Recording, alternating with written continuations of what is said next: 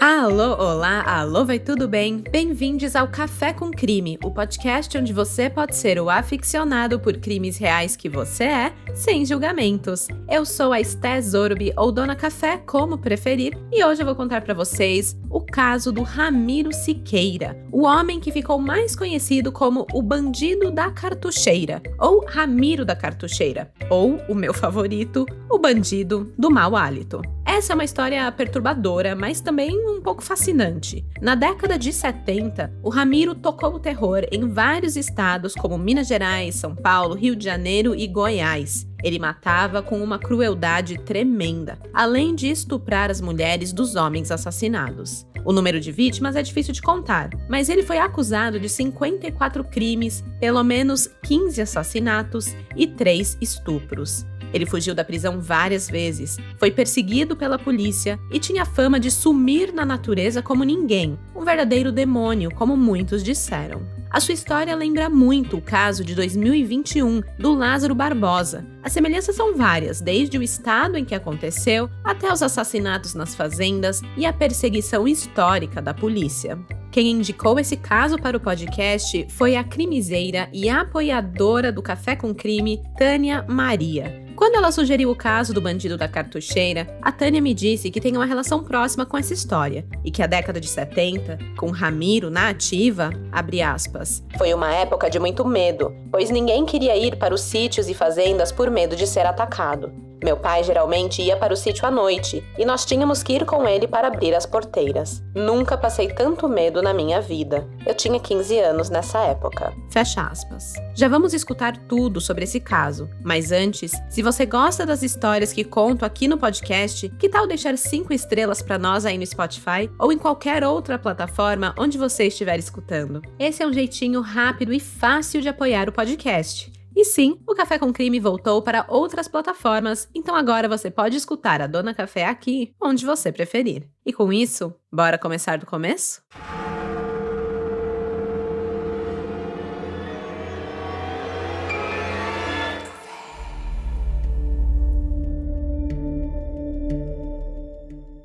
Em meados dos anos 70, a tranquilidade e a segurança daqueles que viviam na região metropolitana de Belo Horizonte e nas zonas rurais desses municípios abriram espaço para o pânico causado pela frieza e pelo desejo incontrolável de matar de um personagem que logo se tornou uma lenda urbana não só em Minas Gerais, como em São Paulo, Paraná, Rio de Janeiro e Goiás. Ramiro Matildes Siqueira, conhecido como Bandido da Cartucheira, entrou para a história como um dos criminosos mais cruéis e perspicazes da sua geração, capaz de mobilizar centenas de homens em buscas incapazes de findar com o seu rastro de sangue e destruição que ele deixava a cada novo crime cometido. Ramiro nasceu na cidade mineira de Jabuticatubas, distante cerca de 60 quilômetros da capital, Belo Horizonte, em 1947. Filho do lavrador João da Mata e de Lucília dos Santos Pereira, o Ramiro tinha 5 irmãos: Efigênio Atanásia Siqueira, Wilson Siqueira, Ilma Siqueira, Valdemiro dos Anjos Siqueira e o caçula Juventino, que nasceu quando Ramiro já tinha 10 anos. Era uma família muito boa, de gente boa. O Efigênio, por exemplo, se tornou um músico clássico. Ele se mudou para Belo Horizonte e se realizou na profissão ao dirigir a orquestra 7 violões e o coral da Igreja Metodista do bairro Cachoeirinha, além de ser regente da orquestra de violões Alhambra. A Ilma Siqueira, a única mulher entre os 5 irmãos, também se deu muito bem. Ela virou funcionária da justiça. O seu irmão gêmeo, Wilson Siqueira, era um cara honesto, pedreiro de mão cheia, assim como seu outro irmão Valdemiro. E eu digo isso pois, ao que tudo indica, era uma família estruturada, uma família honesta, uma família gente boa. Não existiram grandes traumas, brigas ou qualquer coisa do tipo que Ramiro possa ter,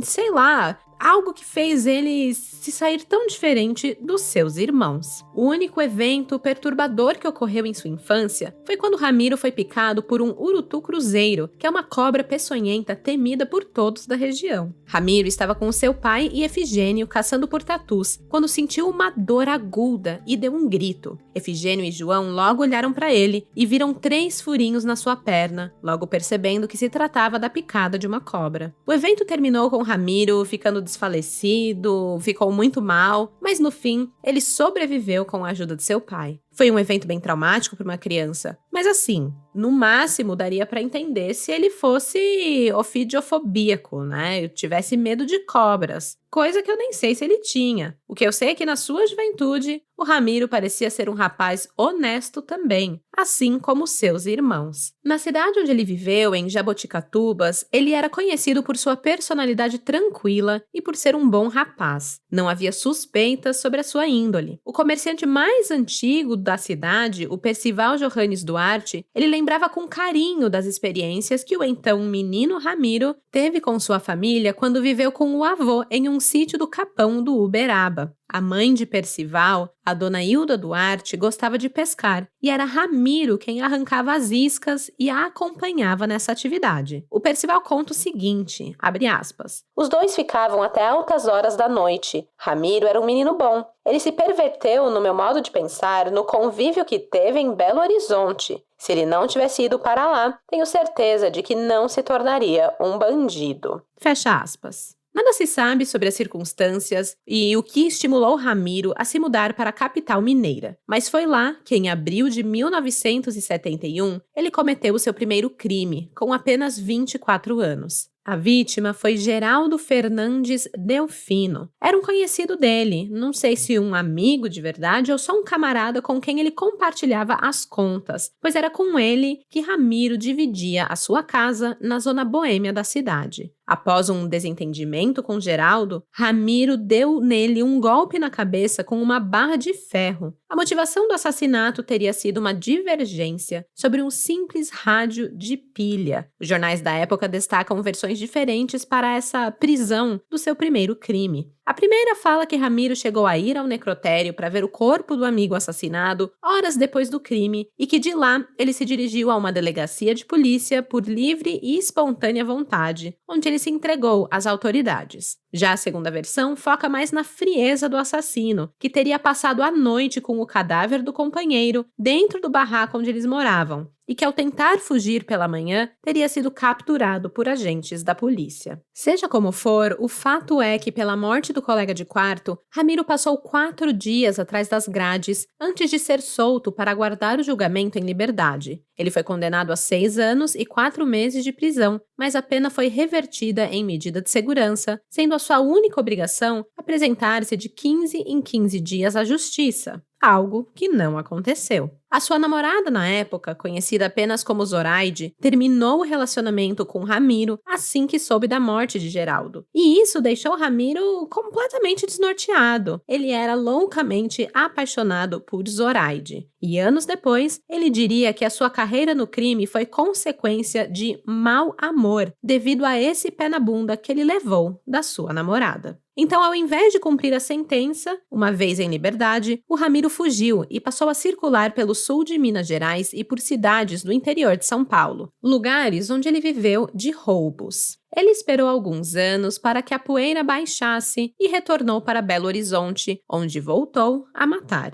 iniciando aí uma série de crimes e tirando a paz de quem vivia na região. No dia 4 de março de 1974, o vigia Antônio Inácio dos Santos, de 50 anos, recebeu o seu salário de 450 cruzeiros, pagou o seu aluguel, as contas da casa e guardou o restante do dinheiro consigo. A sua esposa dizia que Antônio não tinha o costume de deixar o dinheiro na casa, que não importava a quantidade que tivesse, ele levava o seu ordenado na carteira. Ele trabalhava na empresa Comag e a sua função era basicamente fazer rondas nas matas que cercavam a firma, uma área muito frequentada por marginais. Para se proteger, ele comprou uma Taurus 38, mas a arma não cumpriu o seu papel. Na manhã do dia seguinte, quando ele deixava o seu turno e retornava para casa, o destino de Antônio Inácio cruzou com o de Ramiro, que o matou com um tiro de cartucheira 28 na nuca. De Antônio, o Ramiro roubou cerca de 50 cruzeiros, a sua marmita, uma lanterna e uma pasta onde ele guardava seu revólver adquirido para proteção pessoal.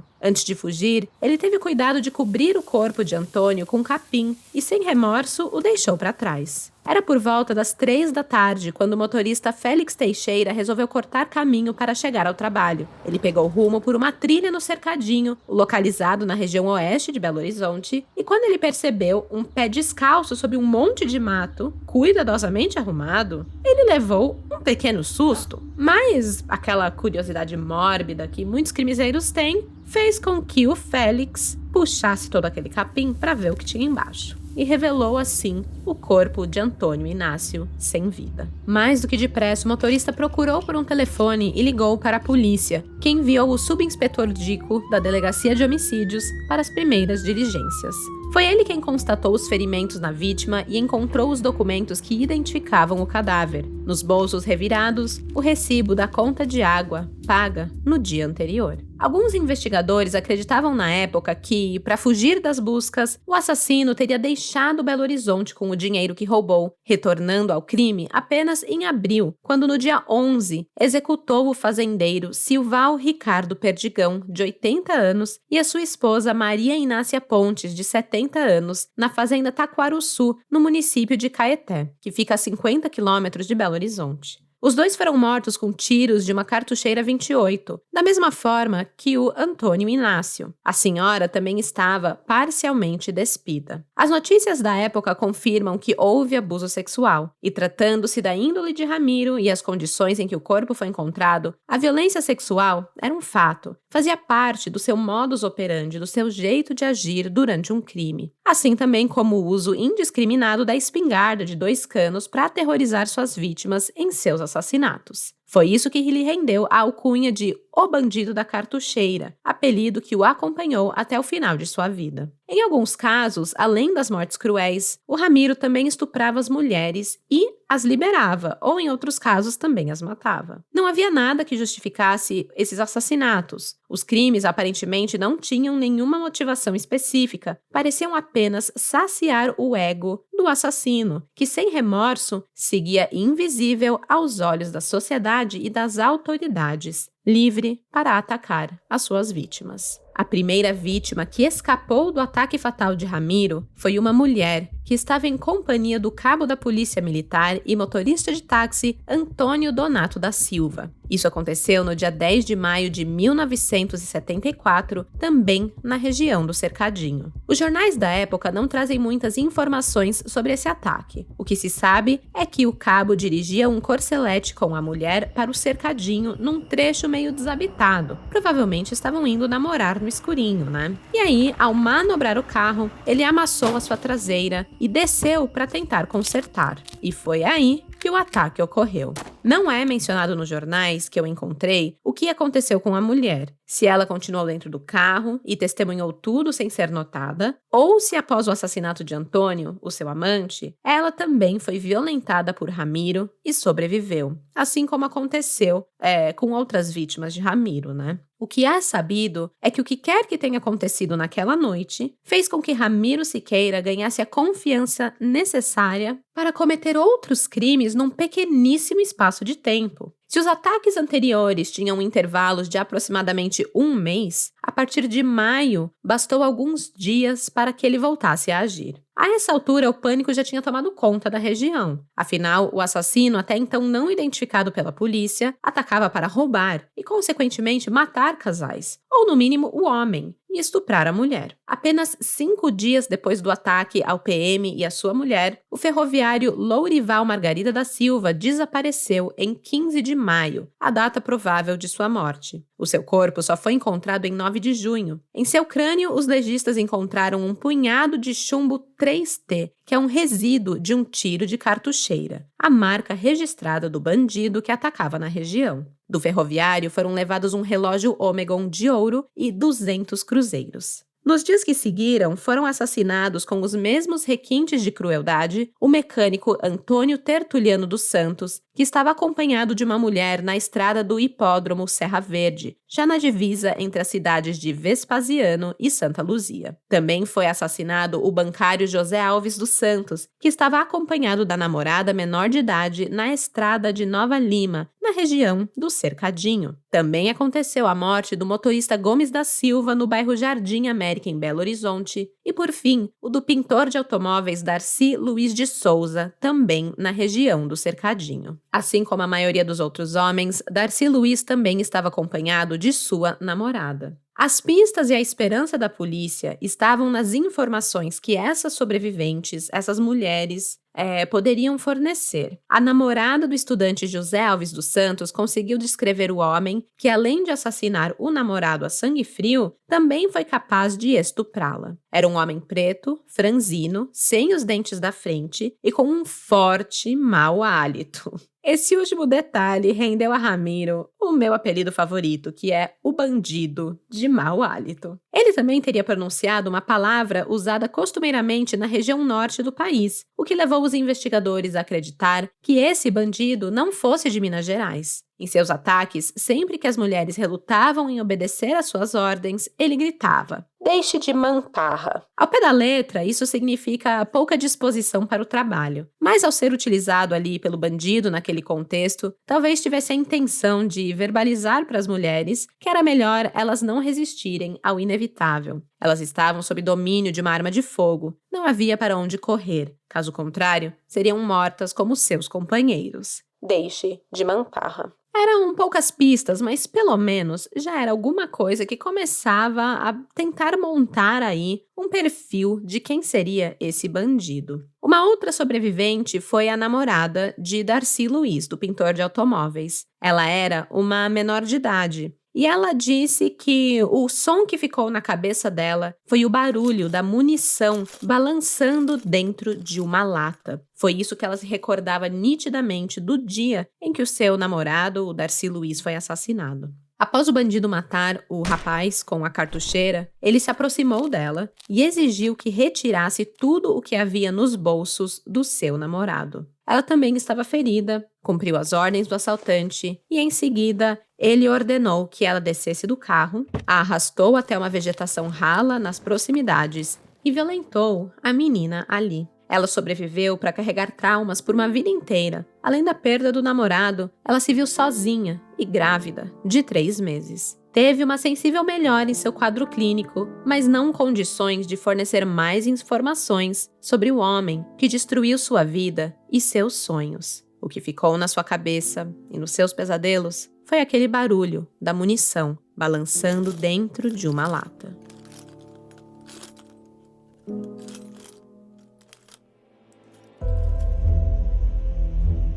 O assassino estava seguro de si, portanto ele concentrou seus ataques ali na região do Cercadinho. Tava dando certo, né? Ele estava cometendo vários crimes por ali sem nunca ser pego, então por que mudar? Mais de 60 detetives armados com metralhadoras foram destacados para vasculhar aquelas matas, aquelas favelas, os becos, abordaram suspeitos, mas nada. O homem tinha uma capacidade absurda de se esconder. Ninguém conseguia capturá-lo. A Delegacia de Furtos e Roubos, que estava no comando das investigações, conseguiu levantar que depois de matar Darcy Luiz, o bandido se aproximou de um outro casal que estava dentro de um carro quando o rapaz o viu se aproximando com a cartucheira sobre os ombros pelo retrovisor. Gente, ele não esperou não. Ele estava mega ligado no bafafá todo que estava rolando na cidade, percebeu que corria perigo de vida e conseguiu agir rápido. Ligou o carro e saiu em disparada. Se livrou ali da morte. Com base nas revelações dessa nova testemunha, a polícia conseguiu traçar um perfil do bandido. A cartucheira, que estava sempre sobre os seus ombros, era o que mais chamava a atenção. Mas ele também utilizava a Taurus, que ele roubou lá da segunda vítima, na verdade, o Antônio Inácio, né? O vigia, ele roubou a arma do cara e usava essa arma também para descarregar ali em cima das vítimas. Também o fato que foi notado pela namorada do Darcy Luiz, né? O fato dele carregar a munição de suas armas em uma latinha foi o que mais chamou a atenção dos investigadores, que passaram a acreditar que o bandido se misturava entre as pessoas em situação de rua da cidade, carregando as suas armas e suas bugigangas por onde fosse. A busca finalmente acabou no dia 7 de junho de 1974. A polícia conseguiu capturar o bandido da cartucheira. Mas vamos chamar ele de bandido do mau hálito, né? Porque é um apelido muito mais legal. E esses caras, esses assassinos, estupradores, eles merecem esses apelidos bem merdas mesmo, tá? Já falei isso,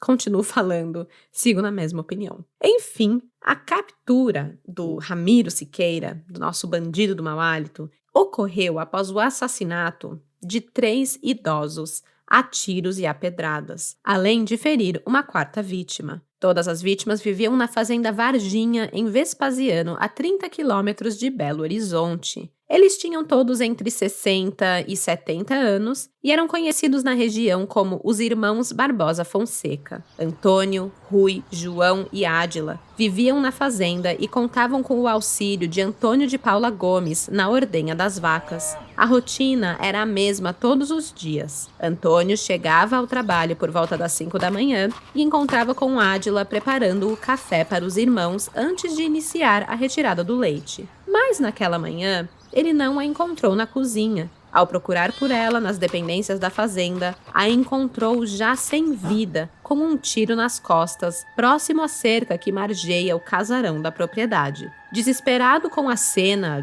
digna de filme de terror, o Antônio correu para dentro da casa para avisar sobre a morte de Ádila para os irmãos, mas o que viu lá dentro foi ainda pior. Ele se deparou com os corpos de Raul e João em meio a uma poça de sangue. No peito de Raul, uma grande pedra ensanguentada repousava depois de ter sido usada para arrancar metade da sua face. O mesmo aconteceu com João, que também foi desfigurado por sucessivos golpes de pedra. Ainda mais angustiado, o ordenhador correu em busca de ajuda. A intenção era chamar a polícia o quanto antes, mas antes mesmo dele chegar à saída da casa, ele ouviu gemidos e, ao se virar para o canto da sala, encontrou Antônio Barbosa Fonseca caído, com a coxa arrebentada por uma descarga de balas de grosso calibre. O único sobrevivente da chacina foi capaz de relatar ao delegado Manuel Turíbio da Silva o que aconteceu na fazenda. O pesadelo começou quando o bandido do mau hálito arremessou pedras no telhado do casarão, esperando que os 4 irmãos saíssem de lá. Tudo o que tinham para se defender era uma machadinha, e com ela permaneceram trancados dentro da casa na esperança de que Ramiro fosse embora. Mas não foi o que aconteceu. Vendo que a sua tentativa de atrair os moradores para fora da casa não deu certo, o bandido da cartucheira arrebentou a janela da sala com uma grande pedra e teve acesso ao interior da residência. Assim que entrou, viu que os irmãos estavam ali com a machadinha nas mãos. Então ele pegou a mesma pedra que usou para quebrar a janela e a atirou no rosto do primeiro irmão, sacando em seguida a sua conhecida espingarda para atirar a queima-roupa na sua vítima. Antônio, o sobrevivente, que estava encostado na parede muito assustado com o que estava acontecendo, ele desmaiou, o que lhe salvou a vida. A perda da consciência não lhe permitiu, entretanto, testemunhar o que aconteceu com a irmã Ádila. A polícia, que já estava com o sangue nos olhos pela ousadia do bandido da cartucheira, reiniciou as buscas pelo assassino. Eles miraram no Ramiro, mas acertaram no Juventino, de 17 anos. Sim, o Juventino, o irmão menor de idade de Ramiro, né, o mais novo da família. Ele também era cúmplice em algum dos assaltos que eram cometidos por Ramiro na região. Assustado com a pressão policial, o Juventino não hesitou em entregar Ramiro, além de detalhar também alguns dos crimes que cometeu pela região metropolitana de Belo Horizonte. O irmão caçula contou que Ramiro guardava 3 espingardas em casa e gostava de atacar casais em locais desertos, o que batia com os assassinatos que haviam acontecido nos meses de maio e junho no Cercadinho. A polícia somou 1 mais 1 e ligou a chacina aos demais crimes cometidos por aquele homem de mau hálito que atacava casais, violentava mulheres, matava os homens e bingo. Era isso. Juventino foi quem levou os investigadores até o barraco de Ramiro, onde a polícia o abordou e lhe deu ordem de prisão. Imagina a cara dele ao ver o irmão, né, levando a polícia até a casa dele. Deve ter ficado com muita raiva. Mas, assim, era uma raiva contida, porque o que a polícia viu não parecia ser um homem que conseguia cometer todos aqueles crimes. Ele era magro, baixo, tinha uns olhos grandes, Parecia realmente inconcebível a ideia de que tanta crueldade coubesse dentro daquele ser humano de aparência frágil. Mesmo que a aparência não batesse com o monstro que eles estavam querendo achar, finalmente a população voltaria a respirar aliviada, com o Ramiro da cartucheira atrás das grades. Na Delegacia de Furtos e Roubos de Belo Horizonte, o Ramiro abriu o bico e confessou tudo sobre a chacina da fazenda, contando em detalhes a motivação para o crime. Em depoimento, ele disse que tomou conhecimento de que os idosos guardavam dinheiro em casa e que moravam sozinhos. Era uma presa fácil, então ele decidiu que iria assaltá-los. A versão de que teria jogado pedras no telhado para forçá-los a deixar a casa e toda a agressão que aconteceu posteriormente bateu exatamente com o testemunho do sobrevivente da chacina. Com relação à morte de Ádila, Ramiro esclareceu que após executar os homens na sala da casa, ele saiu em perseguição à mulher que fugiu para o quintal com uma caixa na mão. Ela tentou se desvencilhar dos arames da cerca, cheia de ramagens e flores, para atravessá-la por um buraco, mas não conseguiu. Antes que tivesse alguma chance, presa ali na cerca, o Ramiro sacou a Taurus roubada do vigia, lá no seu segundo assassinato, e apertou o gatilho apenas uma vez. O suficiente para Ádila cair ao chão sem vida. Ele voltou então para dentro do casarão, onde revirou os pertences dos irmãos à procura do dinheiro que foi buscar. No barraco onde Ramiro morava, a polícia encontrou 3 espingardas, assim como o Juventino tinha falado, hein? O menino estava falando a verdade. As 3 espingardas tinham calibre 32, 28 e 30, um revólver Taurus de calibre 38, um punhal, uma lanterna, um rádio de pilha, 4 cartuchos de 38 detonados, 12 cartuchos de 20 também detonados, um contra-cheque de pagamento do DEMAI e 30 mil cruzeiros em letras de câmbio do BMG pagáveis ao portador, além de 9.800 cruzeiros em dinheiro. Segundo Ramiro, o dinheiro e as letras de câmbio foram roubadas da casa dos irmãos Fonseca Barbosa. Revoltado com a prisão,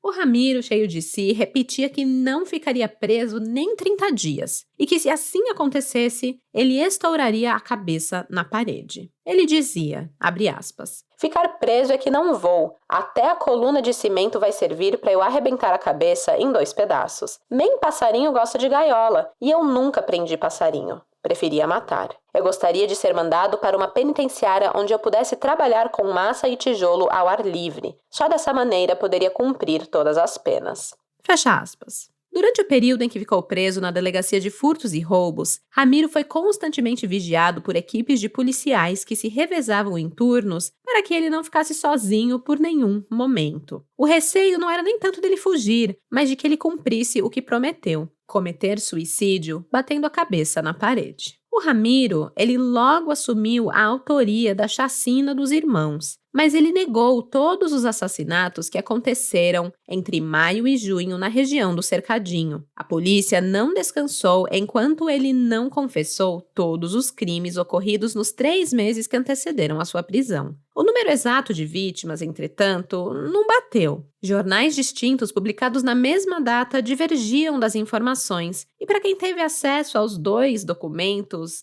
ficou, sabe, com aquela pulga atrás das orelhas? Porque, que confusão era essa com um dado que deveria ser tão básico em um caso, O número de vítimas. Enquanto o jornal O Estado de Florianópolis publicava que eram 11 mortos, o Jornal do Brasil divulgava 15 falecidos, nos levando à única certeza de que eram tantas vítimas que até mesmo os jornalistas que cobriam os casos de perto perdiam as contas. Ou que havia algo errado. Teria ele matado todas essas pessoas mesmo? Com Ramiro visivelmente machucado, a imprensa que cobriu o caso na época divulgou que o delegado Pedro Zanella, responsável pela investigação, teria obtido as confissões através de coação física, na base da tortura, o que foi prontamente negado pela autoridade policial. Eles diziam: "Ninguém aqui na delegacia encostou um dedo no assaltante." Mesmo que houvesse hematomas espalhados pelo rosto, que mancasse e se curvasse numa tentativa de se afastar sempre que um agente da lei se aproximava, a polícia garantiu que Ramiro não teria sofrido violência física para confessar nenhum de seus crimes, e que evidências técnicas, como exames balísticos, teriam provado que os projéteis calibre 38 encontrados em alguns cadáveres foram disparados pelo revólver Taurus do acusado.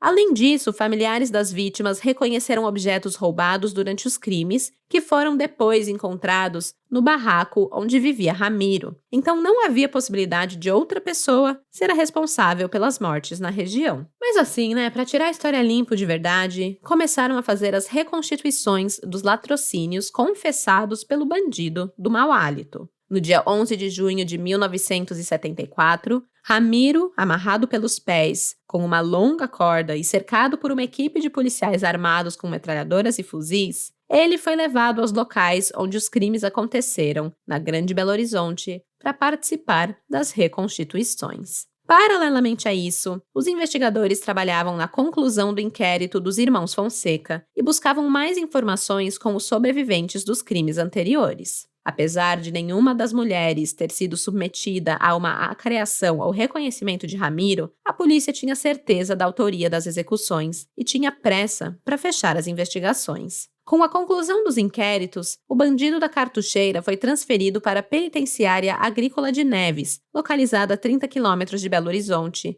e ali aguardou um julgamento que não chegou a tempo. Ramiro não se conformava em ficar atrás das grades, preso como os pássaros nas gaiolas. E apenas 1 ano e 3 meses após ser detido pela segunda vez, o bandido da cartucheira conseguiu fugir, em companhia de mais 4 presos de cela, no dia 25 de setembro de 1975.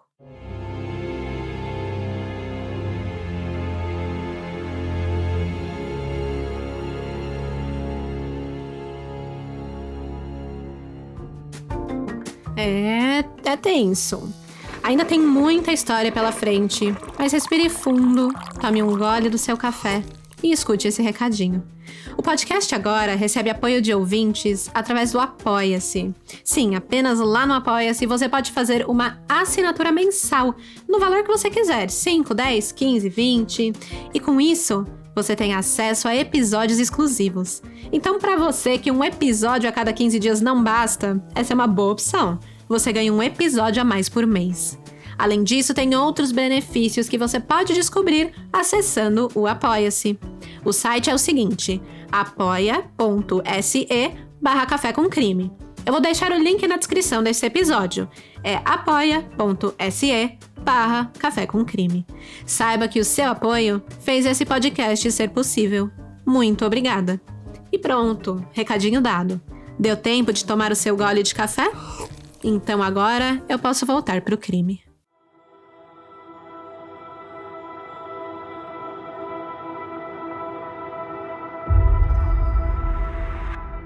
A notícia da fuga do bandido da cartucheira logo se espalhou, e a sensação de paz deu lugar para o pânico, que voltou a tomar conta das pessoas. A polícia mineira iniciou uma grande caçada ao homem de mau hálito, que não tinha piedade ao decidir o destino de suas vítimas. Mesmo que nessa segunda busca pelo criminoso sua identidade fosse conhecida, o que em teoria facilitaria a caçada, a perseguição teria sido tão ineficaz e dispersa quanto a primeira. Nos primeiros dias após a sua fuga, não se sabe se pelo clima de pavor ou se pela destreza de Ramiro em dar as caras sem ser notado pelas autoridades, o telefone da delegacia de homicídios não parava de tocar. Eram moradores da região dando diversas pistas sobre o paradeiro de Ramiro. Teve gente até de Manaus ligando para falar que viu Ramiro na própria cidade, sabe? Mas assim, no final das contas, nada ajudou na recaptura desse criminoso. Na verdade, só atrapalhou. Para vocês terem noção, em janeiro de 1976, a denúncia de um morador levou a polícia a procurar Ramiro nas grutas da região de Pinhões, perto da cidade de Santa Luzia. Ficaram lá por um período de 12 horas, mas as expectativas de prender o cara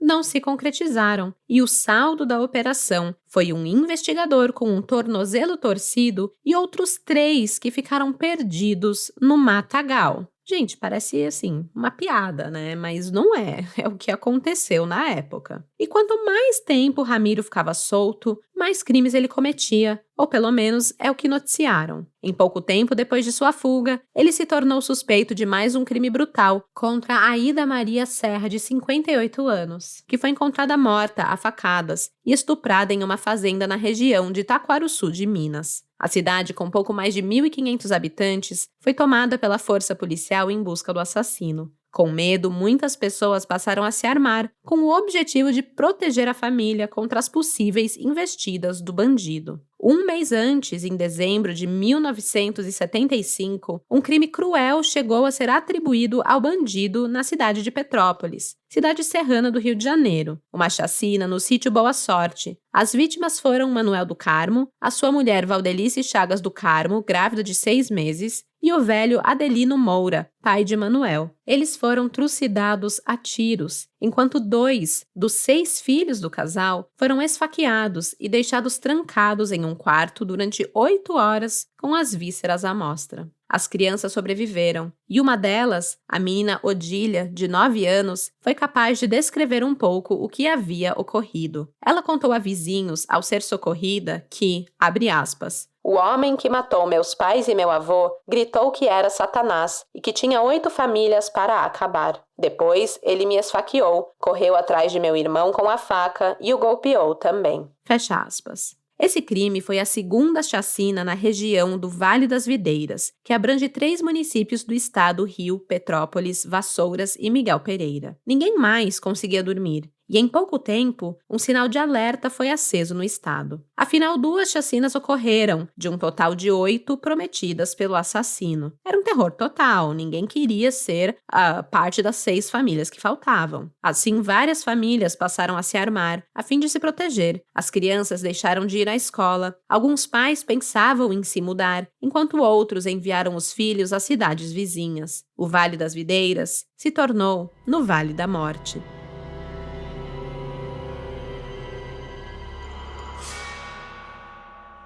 Em dezembro de 1975, a polícia chega até um suspeito, um homem branco, autor de assaltos em Petrópolis, que foi preso em Pati do Alferes. Porém, as crianças, as únicas sobreviventes da última chacina, não o reconheceram. Na verdade, as características físicas passadas por elas eram similares às de Ramiro Siqueira. Com exceção dos ferimentos causados nas crianças, o modus operandi das execuções também apontavam para ele. Então, a polícia, ficou super convencida de que, esse caso era mais um que se tratava do foragido. Mas o pequeno detalhe de que crianças foram atacadas com facadas não fazia muito o perfil do bandido da cartucheira. Um pequeno detalhe foi irônico, tá? Porque é algo grande demais para ser ignorado. Não faz parte do modus operandi, da forma de agir de Ramiro. Por mais que quisessem encaixar ele nesse crime, não deu certo. No fim, nenhuma das testemunhas foi capaz de reconhecer Ramiro por fotos, e a sua autoria acabou sendo descartada. Essa não teria sido a primeira vez que crimes cometidos por outras pessoas eram colocados na conta do bandido da cartucheira. Em junho de 1974, na mesma época que iniciou a prática da série de assassinatos, a morte de Wanda Regina de Souza chegou a ser atribuída a ele, mas logo em seguida, o amante Antônio Barroso Cunha confessou o crime. Uma pessoa identificada apenas como Ilse, provavelmente conhecida de Ramiro na época, disse em entrevista que pelo menos 3 outros assassinatos teriam sido atribuídos a ele. Ela disse, abre aspas, "Quando morreu uma moça em Taquarussu, a Aida Maria, puseram a culpa em Ramiro. Quando mataram o casal de idosos em Vespasiano, falaram que tinha sido o Ramiro. Muito tempo depois, descobrimos a pessoa que a matou. Uma mulher em Jabuticatubas falou que tinha sido um sobrinho dela, de nome Wilson, quem matou. Ele já esteve preso e confessou o crime. Matou para roubar dinheiro. Tinha gente assim, que matava para jogar a culpa em Ramiro." Fecha aspas. E, gente, é o que eu disse, O número de vítimas de Ramiro é complicado de se dizer, pois não se sabe realmente quais dos crimes que ele é acusado realmente foram ele. O que não quer dizer que ele não tenha feito coisas terríveis. Aliás, enquanto a polícia e a imprensa estavam ocupados procurando pelo assassino no Rio de Janeiro e achando que Ramiro agora estava por lá cometendo chacinas e atacando crianças, o bandido da cartucheira pintava e bordava por Minas Gerais e pelo interior de São Paulo. Nessa segunda temporada de crimes cometidos por Ramiro, não há informações mais específicas sobre as vítimas, mas sabe-se que ele estuprou uma mulher e depois a matou a facadas junto ao esposo no Córrego dos Pintos, ainda em Belo Horizonte, ao entrar na casa deles pela janela da cozinha. Ali ele roubou uma cartucheira, um revólver e uma faca antes de fugir para a cidade de Andradina, localizada a 600 quilômetros de São Paulo, uma viagem que ele fez pegando carona nas carroceiras de caminhões. Já em Andradina, no dia 15 de junho de 1976, ele fez mais 2 vítimas ao invadir a Estância Santa Elisa, e ali matou o lavrador José Brás Beltrano Sanches, de 26 anos, e estuprou a sua esposa, Maria José dos Santos Sanches, de apenas 19 anos. Ramiro também matou um idoso chamado José Sanches e violentou a sua esposa, que sobreviveu. Foi graças à denúncia dela que o homem não teve tempo de espalhar o seu rastro de medo e destruição pelo interior de São Paulo. Ele foi preso em flagrante após ser reconhecido no terminal rodoviário da cidade enquanto tentava fugir para Bauru. E ele confessou que, além dos crimes em Andradina, ele degolou 2 fazendeiros em Três Lagoas do Mato Grosso. Pelos crimes cometidos no município paulista, o Ramiro recebeu uma das condenações mais rápidas da história do Brasil, sendo condenado a 21 anos de prisão apenas 6 dias após a sua captura. Apesar da correria para que o bandido fosse julgado, houve grande dificuldade para formar um corpo de jurados. E o motivo é que todos tinham medo de que o criminoso marcasse os seus rostos e voltasse para se vingar assim que fosse possível. E não dá pra julgar muito eles, né? Também ficaria com medo. Na sentença, o Ramiro Siqueira, ele disse assim em tom sarcástico, abre aspas, somando tudo deve dar uns 135 anos. Eu vou pagar alguns. O restante, vocês pagam por mim. Fecha aspas.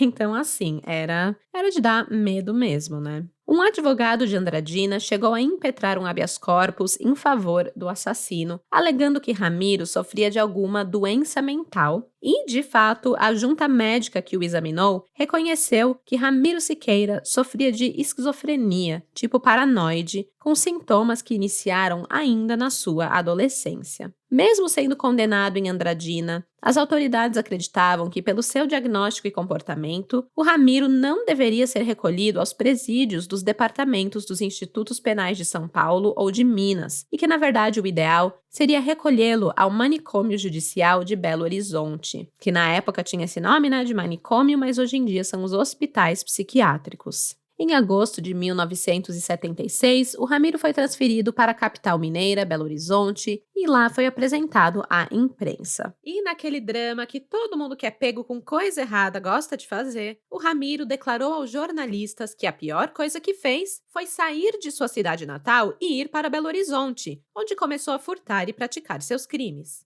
Ou seja, a pior coisa que eu fiz foi me mudar de cidade, não foi os assassinatos, né? Ai, gente. Ele também disse que ele apanhou muito da polícia e, né, que há até evidência disso, conforme a gente já viu anteriormente, dele ter aparecido com hematomas e tudo mais. Mas, né, os delegados sempre negaram essas acusações de tortura. Alguns jornais da época publicaram que Ramiro também tinha contas a acertar com a justiça em Mato Grosso, mas que ele não queria ir para a cidade de Três Lagoas por ter matado várias pessoas na região. E ele tinha medo de uma retaliação lá, alguma coisa do tipo, né? É bem irônico, um homem que é capaz de fazer tudo o que ele fazia, ter medo de morrer. Em janeiro de 1977, ele foi julgado mais uma vez por seus crimes, dessa vez sendo condenado a 6 anos de prisão a serem cumpridos no Manicômio Judiciário de Barbacena, em Minas Gerais. Sim, o mesmo onde ocorreu o Holocausto Brasileiro. Um caso que eu já contei aqui no podcast, no episódio que foi o especial de Halloween de 2020. Então, para quem quiser escutar, o título é Especial Hospital Colônia de Barbacena, FIT 1001 Crimes. A história ela é bem chocante, e agora, para mim, esse holocausto, e tudo que ocorreu ali no Hospital Colônia de Barbacena, fica mais ainda inacreditável, né? Agora sabendo que o Ramiro, o bandido da cartucheira, passou por lá também.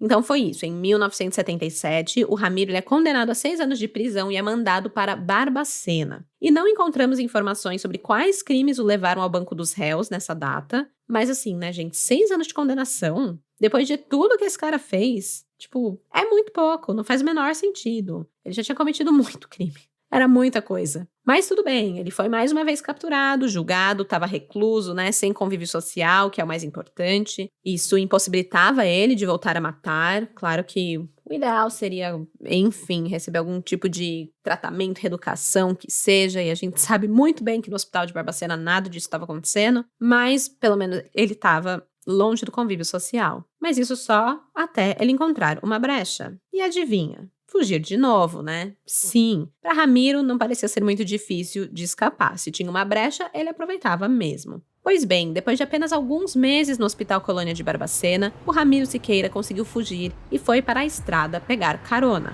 Mas por azar, ou sorte, depende do seu ponto de vista, o primeiro carro que passou foi uma viatura policial e novamente o conduziu ao depósito de presos da Lagoinha, onde ele ficou 1 ano e 8 meses, claro, até fugir de novo. O cara era liso, eu tô falando.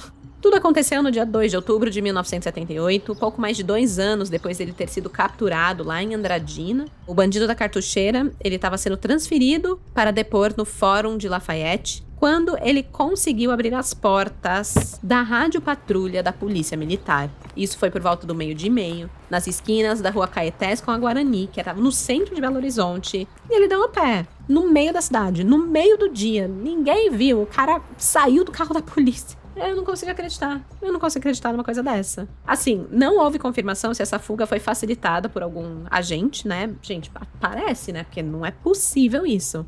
Mas foi instaurado um inquérito pela Corregedoria da Polícia para investigar essa evasão. E o que eles constataram ali foi que a porta da viatura, acredite se quiser, estava amarrada com uma corda de bacalhau.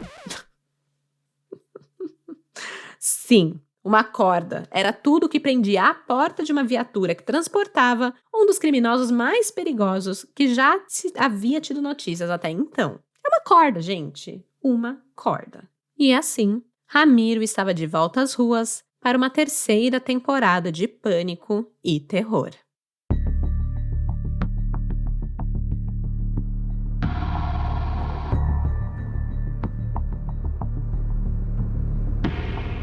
Em 1978, mais de 20 mil cartazes foram distribuídos pela Secretaria de Segurança de Minas Gerais na tentativa de capturar e levar Ramiro Siqueira de volta à prisão. Os cartazes continham uma foto sua com a frase: "Ao primeiro sinal de sua presença, comunique-se com o policial mais próximo." O forte esquema policial organizado para as buscas que foram iniciadas logo após a fuga foi desativado alguns dias depois, mas a Delegacia de Furtos e Roubos criou um grupo especial para caçar o bandido e checar as informações recebidas pela polícia através das denúncias realizadas pela população. O desespero causado pela incompetência na captura do bandido fez com que anúncios fossem publicados nos jornais de Minas Gerais. O jornal Rio Casca, de 6 de janeiro de 1979, publicou os dizeres: "Procura-se Ramiro Matilde Siqueira, o bandido da cartucheira. Trata-se de elemento de alta periculosidade, condenado por vários crimes de homicídio, latrocínio e de natureza sexual. Usa os nomes de Roberto e Cláudio. Está com 31 anos de idade." Enquanto ele era procurado por todo o estado de Minas Gerais, Ramiro nem estava lá.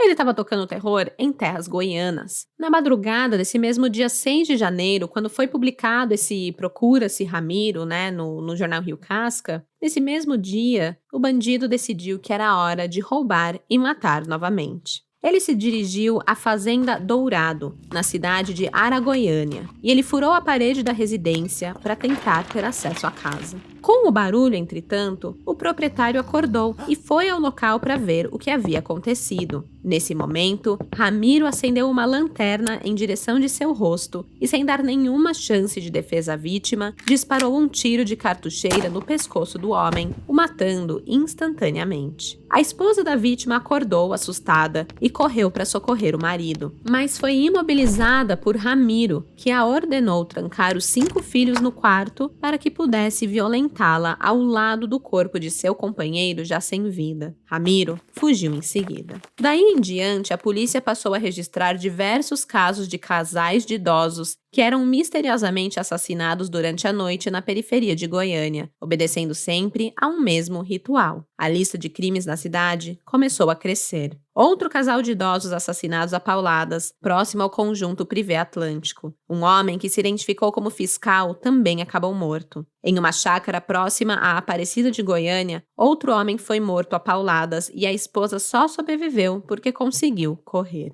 Chamando muita atenção na capital de Goiás, Ramiro seguiu para o município de Piracanjuba e por lá assassinou outro casal de idosos para roubar 1.000 cruzeiros. De lá partiu para Morrinhos, onde matou mais 2 pessoas antes de dar fuga para o Paraná, assassinando mais 3 pessoas em abril de 1979, o que chamou muita atenção das autoridades, é claro. Como vocês podem ver, era assim, era um rastro de sangue por onde ele passava. Ramiro já estava começando a ficar com medo de ser preso. Então o que ele fez foi voltar para o seu local de origem. Voltou para Minas Gerais, mais especificamente para a cidade de Araguari, onde fez o quê? Isso mesmo, ele matou mais 13 pessoas antes de se refugiar em Unai, onde, surpreendentemente, ele conseguiu ficar numa boa e chegou até a trabalhar por 1 mês para ganhar 6.000 cruzeiros. E, gente, isso chama muito a minha atenção, com a facilidade com que o Ramiro Siqueira, ele se deslocava entre os estados sem ser incomodado, como ele conseguia conviver dentro das cidades, trabalhar e tudo mais, sendo que, cara, ele estava sendo noticiado, entendeu? O rosto dele estava nos noticiários, tinha cartaz e tudo, e as pessoas não percebiam, ou ele não era muito notável, sabe? E ele conseguia ficar aí, dando continuidade aos assassinatos que ele ia cometendo assim também, sem um pingo de remorso. E do início desse episódio até aqui, eu já perdi as contas de quantas pessoas o Ramiro foi capaz de matar. É muita gente, muitas vidas foram interrompidas e a incapacidade dos que deveriam ter mantido ele atrás das grades é bizarra, é muito bizarra. E por isso, em agosto de 1979, o Ramiro Siqueira agiu novamente na zona rural do município de Passos. Lá, ele matou a pauladas 3 fazendeiros da família Lemos, uma tradicional e respeitada família da região. As vítimas eram Manuel Cardoso Lemos, de 68 anos, Francisco Ribeiro, também com 68 anos, e José Roberto Lemos de Melo, de 43 anos. Além dos assassinatos, o bandido feriu Isabel Lemos, que era esposa do Manuel. Ela perdeu a visão do olho esquerdo em consequência das agressões sofridas. Ele também deu pauladas em José de Paula Ribeiro, que era filho de Francisco, e também violentou a empregada de 50 anos da família, que não teve o seu nome divulgado. Essa trabalhadora, ela ficou traumatizada. Disse que após matar os patrões, o homem a violentou e então pediu para jantar, tomou banho e fugiu camalmente. Ela relatou, abre aspas, "Ele era moreno, estava um pouco barbudo e matou meus patrões. Muito calmo, como se nada sentisse. Depois me pegou à força, fez outras coisas na fazenda e saiu dali, carregando uma espingarda, uma faca na cintura e um porrete." Fecha aspas. Foi pelas descrições da empregada que a polícia chegou à conclusão de que o autor dos crimes só poderia ser o foragido de Belo Horizonte, Ramiro Matildes Siqueira. Ela foi capaz de reconhecer o Ramiro por fotos como sendo o seu agressor. As outras 2 vítimas do ataque, elas ficaram internadas em estado grave em Santa Casa de Misericórdia de Passos, sem condições de falar ou de fazer o reconhecimento também. Por sinal, essas vítimas carregaram sequelas pelo resto de suas vidas. Destacado para acompanhar as investigações, o delegado Milton Ribeiro foi enviado pela Secretaria de Saúde Pública do Estado para que tentasse enfim colocar as mãos no bandido. Cerca de 250 homens das polícias civil e militar se embrenharam nas matas em busca de Ramiro, mas não o encontraram. Insatisfeito com as buscas, mas com a certeza de que o assassino ainda estava na região, o delegado enviou um telex, que é um sistema bem semelhante ao fax, enviou esse telex como um alerta para todas as delegacias das cidades vizinhas e também para Ribeirão Preto e Franca, no interior de São Paulo. Apavorada, a população passou a se organizar na tentativa de defender a própria vida. No povoado de Paudalho, a 5 quilômetros de Passos, os habitantes montaram um sistema para que todos fossem acordados com sinos caso alguém se aproximasse de madrugada e que durante o dia pudessem trancar portas e janelas de suas casas e tivessem tempo assim para armarem-se com foices, machados, facões e espingardas para, pegar essa pessoa. Ali estava valendo tudo para defenderem a família de possíveis ataques. Em constante estado de alerta e vigília, os moradores montavam esses grupos que se revezavam dia e noite na torre da igreja local. Essa era a nova rotina do povoado, que viveu dias de terror e medo após o assassinato dos fazendeiros de Passos. A polícia, que rodava feito barata tonta na procura desse bandido, o taxava como um psicopata inteligente, capaz de gerar pânico entre os donos da terra, matar fazendeiros, estuprar mulheres e sumir como fumaça. Muitos acreditavam que Ramiro seria o próprio demônio, que se transformava em troncos de árvore ou cupins toda vez que corria o risco de ser preso. Sim, gente, esse cara foi virando uma lenda. Ele deixou de ser visto apenas como um homem bandido e se tornou o significado de medo e atingiu o imaginário coletivo, ganhando aí essa forma de bicho, de monstro, né? Foi muito parecido com o que ocorreu no caso de Lázaro Barbosa, vocês lembram, né? Deixa eu ler aqui para vocês um trecho de uma matéria que foi publicado no jornal O Estado de São Paulo em agosto de 1981. Eles descrevem Ramiro da seguinte forma: um psicopata, diziam os policiais empenhados em prendê-lo, e completavam: um psicopata inteligente, criativo e extremamente cruel, que matou fazendeiros, violou mulheres, sempre conseguindo fugir e com isso provocando igual pânico entre donos de terras que transformavam suas fazendas em fortaleza armada e simples trabalhadores rurais que abandonaram terras, gado e lavoura para se proteger nas cidades vizinhas. Para muitos, não se tratava, na verdade, de um homem, mas do próprio demônio, que se transformava em tronco de árvore ou em cupim toda vez que estava para ser agarrado. Um demônio que matava quase sempre pelas costas, para isso usando um pesado porrete cravejado, e se afastava às gargalhadas das suas vítimas. Mas óbvio que não era nada disso, né? O Ramiro não precisava se transformar em árvore, cupim ou sei lá o que para fugir. Bastava ele ter algumas técnicas, que ele tinha. Ele trocava de roupa, ele mudava a maneira de pentear os cabelos. E olha aqui o pulo do gato. Ele refazia os seus percursos, voltando de ré sobre as próprias pegadas na tentativa de criar falsas pistas ao fugir dos locais dos crimes. Ele era um exímio enganador da polícia. Por isso, os depoimentos das sobreviventes foram determinantes na identificação desse criminoso. Elas contaram que o estuprador tinha bafo e dentes cariados, que era uma outra marca registrada do Ramiro, e foi por causa dessas características que no dia 10 de setembro de 1980, 2 anos depois de fugir daquele carro da polícia em Belo Horizonte, que o bandido da cartucheira foi finalmente localizado e preso. Mérito da polícia? Não muito. Nesse caso, o mérito foi de um recenseador do Instituto Brasileiro de Geografia e Estatísticas, o IBGE. Esse homem se chamava João Francisco da Silva, que fazia o levantamento dos moradores da cidade de Corumbaíba, uma cidade que fica a 240 quilômetros de Goiânia. Ele estava ali para fazer o censo de 1980. E depois desse cara, vocês vão querer sempre atender os carinhas do IBGE que vão aí na sua porta bater para fazer o censo, tá? Se liguem como foi o que aconteceu. O João Francisco contou que foi até a fazenda Bom Jardim por volta das 2 da tarde para recensear um velho conhecido, o fazendeiro Zaqueu Alves. Ao chegar ao local, ele percebeu que a sede da propriedade estava vazia, então ele decidiu ir ao rancho onde o Zaqueu costumava trabalhar. Mas ao chegar lá, se deu de cara com Ramiro, que estava armado com um revólver calibre 38 e uma cartucheira calibre 32. O Ramiro anunciou um assalto e deu ordem para que o recenseador fosse para trás do rancho para que eles não fossem vistos por ninguém.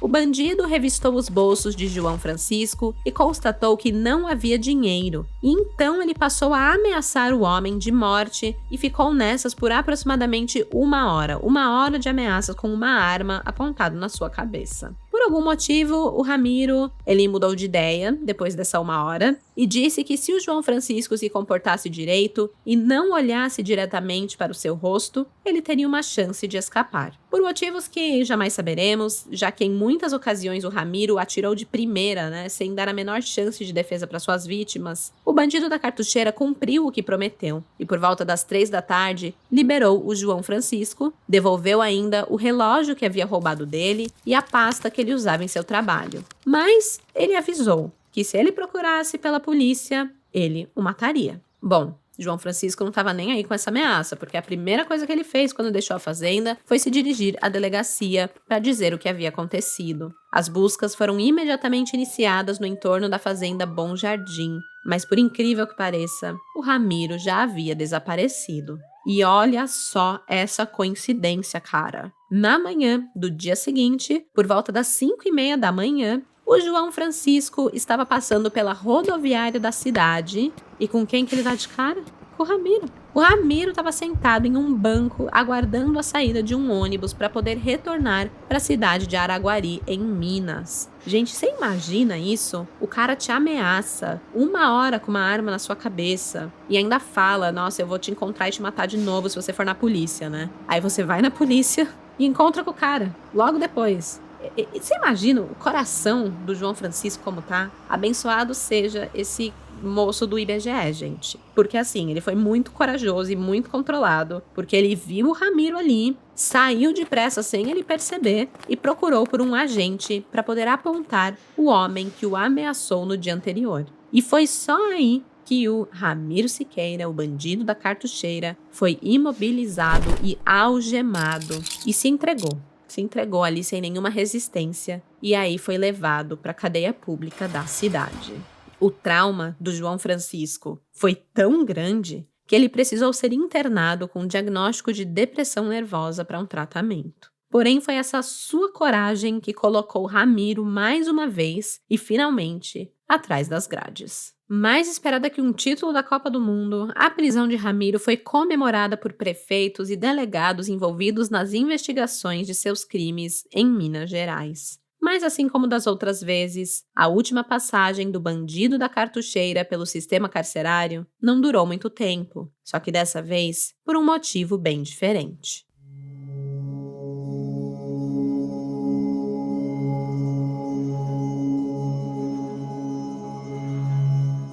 Ramiro permaneceu preso na Casa de Detenção Provisória de Goiânia desde a sua detenção em 1980 até o início de agosto de 1981, quando, como de costume, ele tentou fugir da cadeia. Na ocasião, 2 presos furaram a parede para escapar e por pouco Ramiro não teve sucesso em sua nova tentativa. Só que os agentes penitenciários foram avisados e conseguiram evitar que Ramiro se tornasse novamente um foragido da lei. Por esse motivo, ele foi transferido para a Delegacia de Furtos, Roubos e Vadiagem, onde ficou sob os olhos do delegado titular Ibrahim Shedilac. E vale apontar que o Ibrahim era muito conhecido por inúmeras denúncias de tortura contra os presos. E eu digo isso pois Ramiro Siqueira só durou 1 semana na delegacia. O bandido da cartucheira, o bandido do mau hálito, foi encontrado morto na cela que ocupava na delegacia no dia 10 de agosto de 1981. A primeira suspeita levantada entre os policiais foi a de que Ramiro sofreu envenenamento. O comentário entre os agentes era de que familiares das vítimas teriam pago a quantia de 2,5 milhões de cruzeiros para que ele fosse assassinado pela própria polícia. Também veio a suspeita de que sua morte tivesse a ver com o delegado titular, o Ibrahim Shedilac. Não que houvessem quaisquer provas, mas pela fama que ele tinha de ser torturador mesmo. Essas versões foram prontamente negadas pelas autoridades. O diretor do Departamento de Polícia Judiciária da Secretaria de Segurança Pública de Goiás, o delegado Luiz Veloso, e pelo diretor da Casa de Prisão Provisória, o Pedro Castelões, os dois concederam entrevistas para desmentir todas essas suspeitas. E para que não houvesse nenhuma dúvida, a Secretaria de Segurança determinou que fossem realizados exames toxicológicos no corpo de Ramiro. No fim das contas, a morte de Ramiro foi creditada a um ataque cardíaco. Talvez pela distância de Minas Gerais ou por dificuldades financeiras para conseguir chegar à divisão de medicina legal em Goiás, o corpo do bandido da cartucheira demorou a ser reclamado pela sua família. Após ter o seu estômago, fígado e coração retirados, o seu cadáver foi colocado na geladeira do Instituto Médico Legal para que pudesse aguardar reconhecimento e liberação. Se ninguém aparecesse, a Universidade Federal de Goiás poderia ficar com o corpo para aulas de anatomia. Porém, o lavrador João da Mata, o pai de Ramiro, foi a Goiás para reconhecer e enterrar o corpo do filho. De acordo com o irmão do assassino, o Efigênio Atanásio Siqueira, O João morreu pouco tempo depois do sepultamento do filho. O irmão ainda alega que o seu pai passou a andar de cabeça baixa e permaneceu assim até morrer. Quase uma década após iniciar a sua trajetória de crimes cruéis, a morte de Ramiro finalmente devolveu a paz e a tranquilidade típicas dos anos 70 e 80 para a comunidade dos estados por onde passou. Uma paz que foi alcançada não por uma perseguição policial de sucesso ou pela justiça sendo feita finalmente. Não, essa paz veio de um lugar inesperado, um ataque cardíaco na cela de uma delegacia. O caso do bandido da cartucheira, que deixou tanta dor e traumas em tantas famílias, pode ter lembrado vocês, crimezeiros, de um outro caso recente que eu mencionei, o Lázaro Barbosa de Souza. Pois é, as semelhanças são muitas, né? Vão desde a facilidade em despistar a polícia, como o de ambos terem aterrorizado famílias em fazendas, também ali na região de Goiás. Para quem não lembra ou não ficou sabendo, Lázaro Barbosa de Souza aterrorizou a cidade de Cacauzinho de Goiás depois de matar 4 pessoas da mesma família em 2021. Ele também foi alvo de uma enorme caçada policial por homens das Polícia Civil, Militar e Rodoviária Federal, uma força-tarefa que envolveu mais de 200 homens. Ele passou 20 dias embrenhado na mata até ser baleado e morto em um confronto com a polícia. Assim como Ramiro, ele ganhou esse status de mito e lenda, como se ele se transformasse em animais para se esconder na mata. Teve toda essa coisa assim meio mística em volta disso. Enfim, foi um caso muito acompanhado, né, em 2021. Foi muito interessante e eu cheguei a contar sobre esse caso aqui pra vocês no Café com Crime. Eu contei num episódio do Expresso com Crime. Na época ainda estava acontecendo tudo, então as notícias eram bem aquelas frescas do dia, por isso o Expresso com Crime. Você pode escutar como esse caso começou buscando pelo Expresso com Crime número 7, o serial killer do DF. Eu vou deixar o link do Spotify na descrição aqui desse episódio também, mas você fique à vontade aí pra procurar em qualquer plataforma se você quiser escutar um pouquinho mais do começo desse caso do Lázaro Barbosa. Bem, amanhã, quinta-feira, como de costume, eu vou postar as fotos do caso do bandido da cartucheira lá no Instagram, o @café com crime. Então, se você não segue a gente lá no Insta, tá perdendo um monte de conteúdo extra. Segue lá pra ver fotos do Ramiro, dos jornais da época que mostram bem o pânico gerado por ele e muitas outras. Pra não perder o próximo episódio do Café com Crime, ative o sininho de notificação aí no seu Spotify ou em qualquer outra plataforma que você esteja escutando. Eu volto com um novo caso real daqui 2 semanas, no dia 13 de dezembro. Até a quarta-feira que vem, crimezeiros, e até lá, escovem os dentinhos para não ser confundido com o bandido do mau hálito, porque de desgraça já basta esse podcast. Tchau, tchau!